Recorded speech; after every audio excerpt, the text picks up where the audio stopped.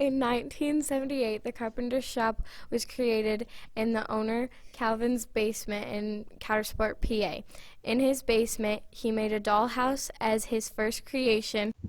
They get the wood from Creamer, PA, Canada, and from local places too. They make kitchen molding and stair parts. They have a wide variety of cabinetry items. What my job is to do is I'll take these templates, make them into knives like this.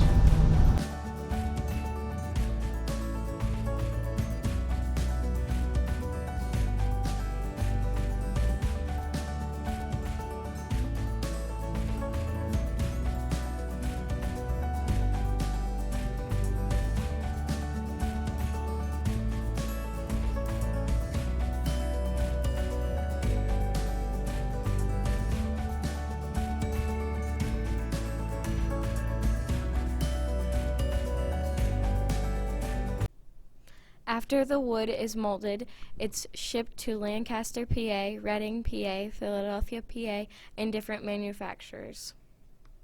He was always around wood since he was little. As he got older, he helped his father and grandfather with woodworking and carpentry. Soon he became fascinated with wood.